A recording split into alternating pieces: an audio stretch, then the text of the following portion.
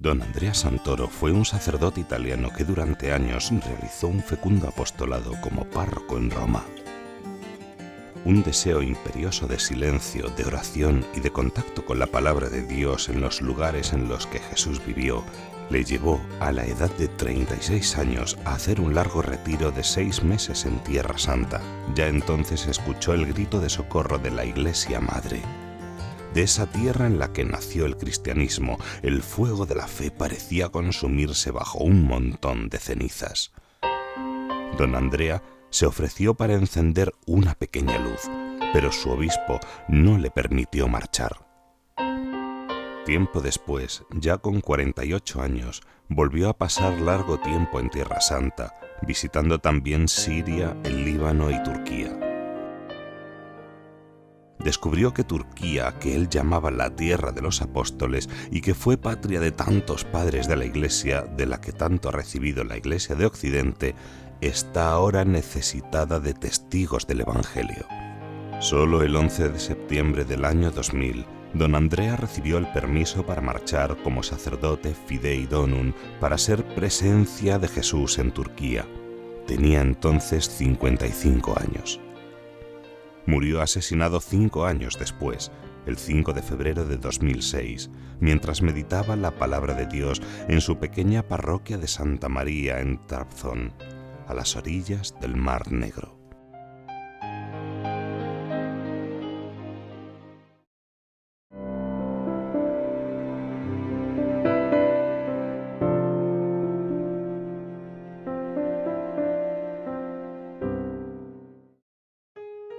Don Andrea, a la edad de 12 años, le dijo a mis padres que sentía esta llamada, esta vocación al sacerdocio.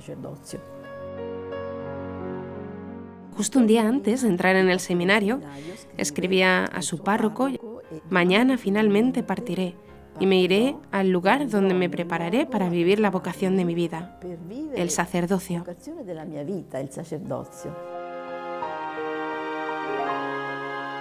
Entonces, ¿cómo vivió esto? Lo vivió primero en el seminario menor, luego en el seminario mayor, que estuvo aquí, él creció aquí. En el último año, en 1970, fue ordenado sacerdote. È stato ordinato sacerdote.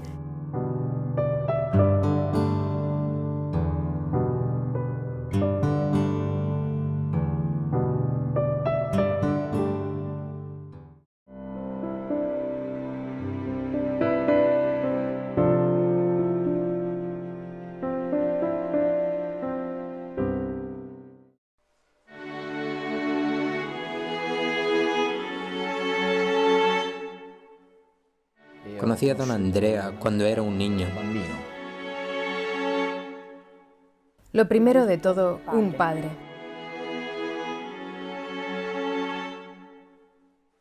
Ofrecía atención, disponibilidad, tiempo, afecto y amor a todos los que acudían a él. Lo conocí en una reunión de vecinos cuando aquí, en Verderoca, esta parroquia no existía.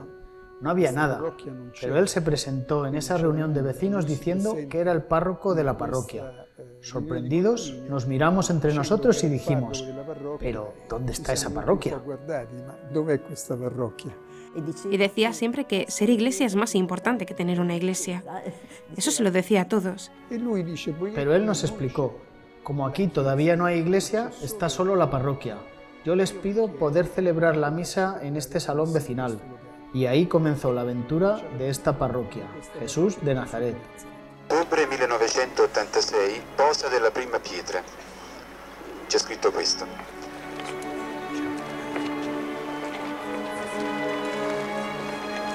Questa nostra processione vuole essere davvero il portare le nostre piccole pietre per costruire una casa di mattoni, ma soprattutto una casa vivente che siamo noi.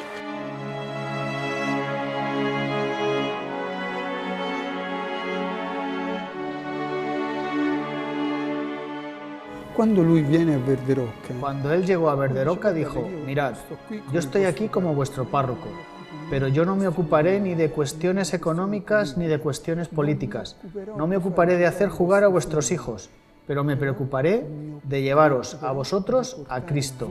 y de llevar a Cristo a vosotros. Cristo a voi.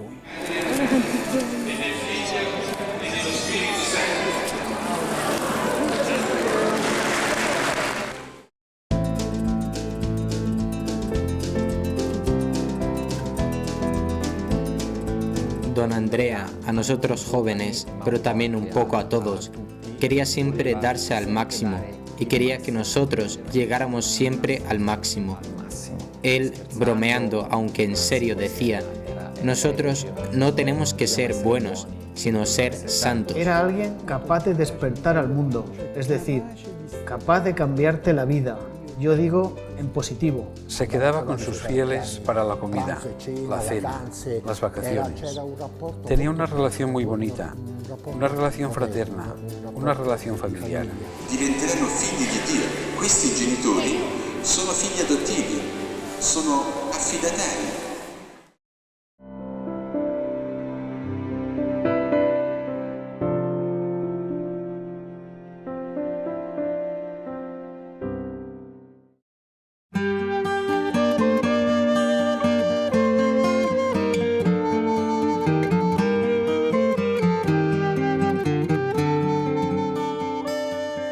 Para don Andrea, el centro de todo era encontrar a Dios, estar con Dios. Entonces, los lugares privilegiados para esto eran la Iglesia, la Tierra Santa, la Sagrada Escritura. Y Él nos enseñó esto a nosotros, también llevándonos a Tierra Santa. Éramos jovencísimos. Eran experiencias muy fuertes, porque íbamos con el saco de dormir. Dormíamos en el suelo, bajo las estrellas.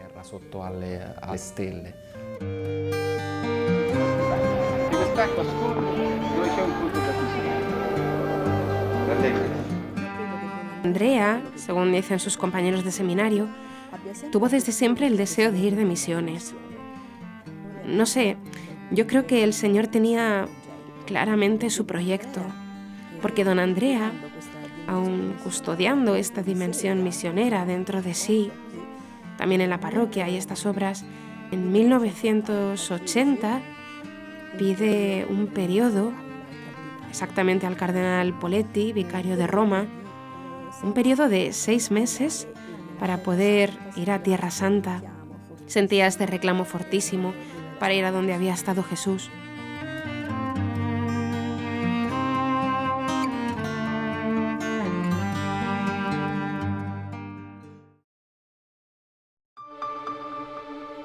Después de 10 años de sacerdocio, el Señor me llevó a Oriente Medio por un periodo de 6 meses. Empujado por el deseo que sentía de silencio, de oración, de contacto con la palabra de Dios en los lugares por los que había pasado Jesús. Allí encontré de nuevo la frescura de la fe y la claridad de mi sacerdocio.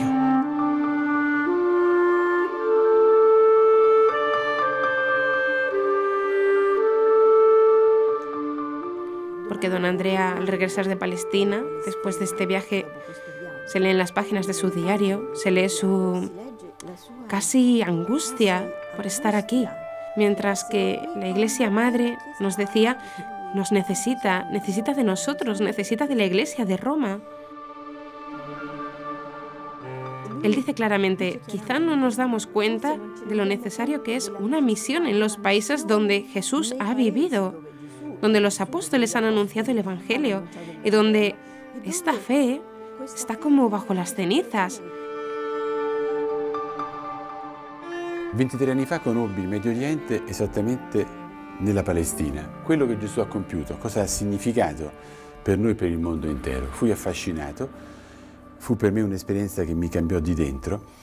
E poi in un secondo tempo volli proseguire questa mia esperienza fatta di silenzio, di contatto con la parola, di lunghi tragitti a piedi, in Turchia e in Siria, per vedere il germogliare della Chiesa, che era nata dal cuore di Gerusalemme, per vedere come la Chiesa si è moltiplicata in piccole realtà, minuscole comunità. E mi resi conto, da questa mia esperienza, che questa Chiesa da cui siamo stati generati si trovava ad aver bisogno di aiuto, perché ridotta così in grande povertà per 1000 motivi, per 1000 vicende accadute lungo i secoli.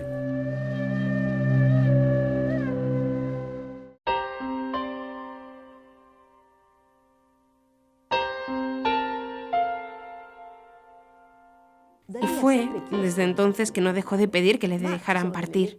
Conservamos algunas cartas de respuesta de esos cardenales, de Ruini y antes de Poletti, que le dicen: «Pero tú sabes cuánto te necesita Roma, no podemos dejarte ir».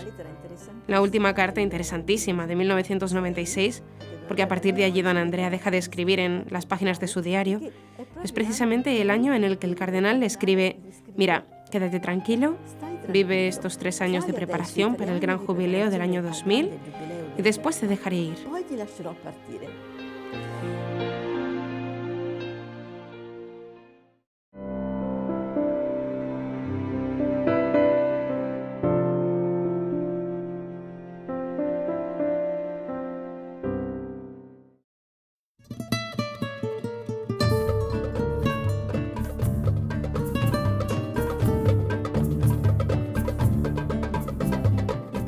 Quando con il mio vescovo di Roma decidemmo che era possibile realizzare questa presenza, proposi al vescovo di questa diocesi di Anatolia, proposi la località di Urfa. Urfa Harran, il piccolo villaggio da cui partì Abramo dopo la chiamata di Dio. Il motivo? 2 motivi. Uno, perché è un punto di incontro fra ebrei, musulmani e cristiani. È la radice della fede. È come dire: partiamo da dove partì Abramo, convertiamoci alla sua fede e forse lì troveremo modo di incontrarci, di rispettarci, di riconciliarci e di rinnovarci. Il secondo motivo è perché trovavo per me affascinante l'idea di dire: ricominciamo da capo. Abramo fu chiamato a 75 anni, io ne avevo, quando sono venuto, 55. Benissimo, a 55 anni forse si deve ricominciare, lasciando, scoprendo le vie che Dio ti indica e rientrando dentro di sé. En Urfa, donde fue inicialmente, no había ninguna comunidad cristiana. Pero él decía: no es verdad que no hay cristianos. Es que los cristianos no se pueden exponer porque es peligroso para ellos. No existe una persecución abierta como en otros países, pero existe un sed, no digo sumisos, pero un haced lo que os permitimos hacer. Ma fate quello che vi consentiamo di fare, insomma.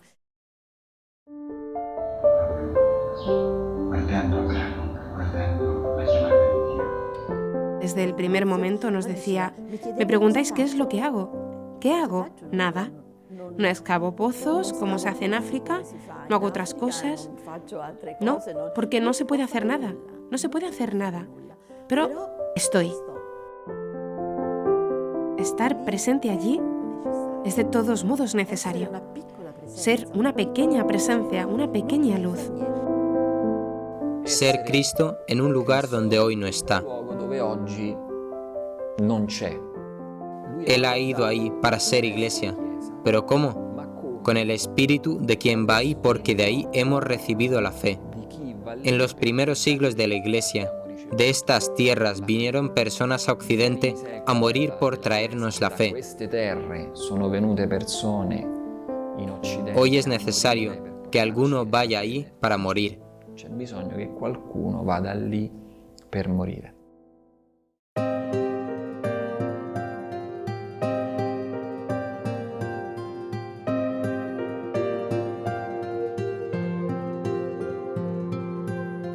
Trabzon, il vescovo mi disse: guarda, c'è una chiesa, c'è tutto un complesso da rimettere a posto, c'è una piccola realtà di persone cristiane, perché non vai lì? È da molto che non hanno un prete. Benissimo, andiamo. E lì a Trabzon effettivamente è un'altra realtà, c'è una chiesa, c'è un monastero, c'è una casa.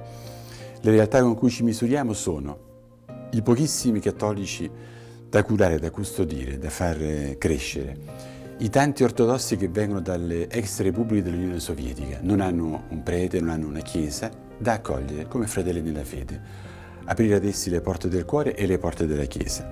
Terzo, misurarsi con i visitatori, tantissimi, soprattutto giovani, che vengono in chiesa a vedere, a chiedere, vogliono capire un pochettino meglio il cristianesimo. E quarto, la città nel suo complesso, le autorità, i quartieri e infine il grosso mondo purtroppo della prostituzione di Trabzon, dove moltissime prostitute sono cristiane e i clienti sono per la maggior parte, anzi sono tutti quanti musulmani. Allora si tratta di entrare nel cuore di questo mondo così difficile. Io dico sempre scherzando, il dialogo a Trabzon fra cristiani e musulmani è il dialogo fra le prostitute e i clienti. Purtroppo il volto della Chiesa donna è il volto delle donne che si prostituiscono. Sono figlie di Dio. Cerchiamo di andare, cerchiamo di amarle, di rispettarle, di entrare in contatto e poi Dio sa quello che potrà accadere.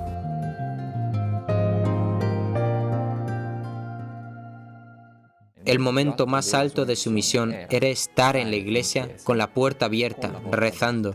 A pregare. Y en ese momento venían personas a ver qué es la iglesia, quiénes son los cristianos. La Chiesa, chi erano i cristiani.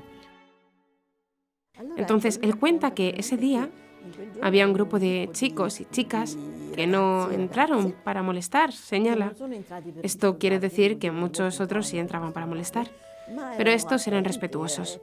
Y al final una le preguntó, ¿tú por qué estás aquí? ¿Alguien te ha mandado? No, respondió él, yo estoy aquí por propia voluntad. No es que alguien me ha mandado por alguna cosa, estoy aquí para estar, para ser vuestro amigo, también para mostraros cómo somos los cristianos. Y estoy aquí porque os quiero. Entonces la joven lo miró y le dijo, también nosotros te queremos. Y don Andrea termina diciendo, decirnos que nos queremos en una iglesia cristiana, un musulmán y un cristiano, es realmente muchísimo. Don Andrea, el diálogo, lo consideraba como una relación en la vida diaria y cotidiana. Un chico de unos 24 años se me acercó ayer y me dijo, llevo 3 meses viniendo a la iglesia para rezar. He elegido a Jesús. Siento que me está llamando. ¿Qué debo hacer? Una mujer no bautizada, pero de una familia cristiana, casada con un musulmán, me decía, cuando vengo a la iglesia, respiro, encuentro aire limpio y siento serenidad en el corazón.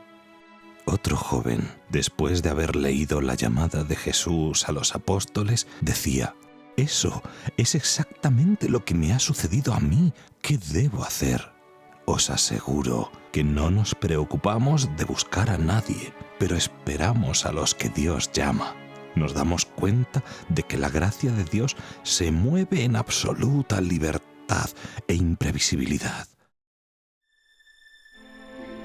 La última vez que don Andrea estuvo en Roma, en enero de 2006, providencialmente celebró el bautismo de la hija de uno de nosotros. Recuerdo que todos quedamos impresionados de su gran serenidad. De hecho, el día siguiente nos llamamos para comentar. Fíjate qué sereno estaba don Andrea, qué tranquilo se le veía. Y así, este fue quizás el signo que su vida, en aquel momento, estaba realmente ofrecida.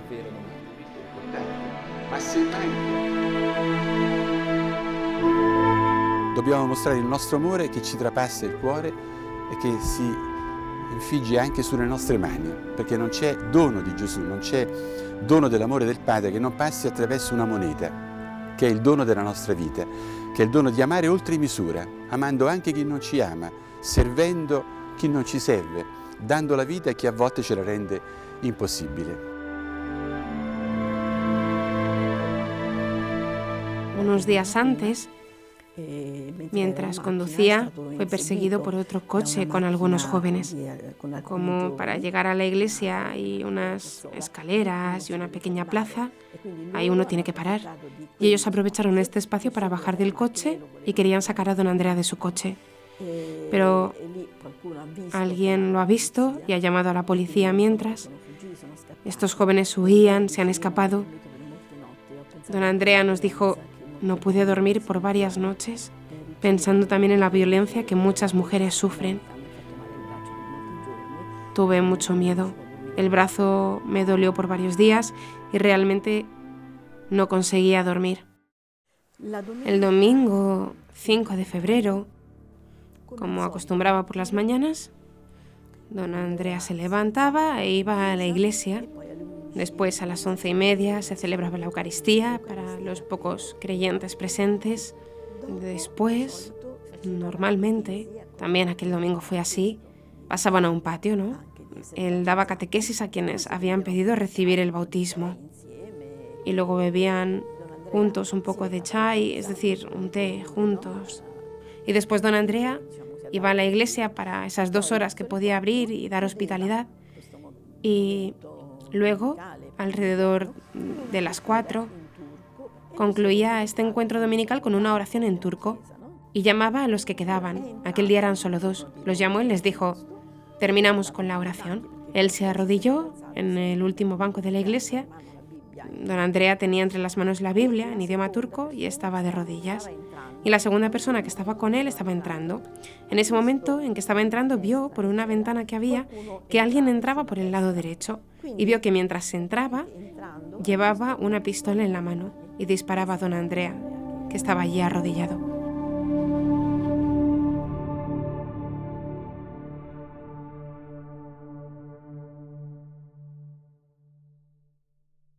Fueron 2 disparos, pero mortal cada uno de ellos, porque le dispararon en los pulmones. Podemos decir que don Andrea murió derramando toda su sangre, y uno de estos proyectiles golpeó la Biblia. Y en la Biblia se puede ver perfectamente el agujero de esta bala. ¿Quiénes eran los cristianos? Los cristianos eran solo él. Así que en un momento de tensión, el enemigo era él. Así que él ha tomado sobre sí todas las tensiones que había en contra.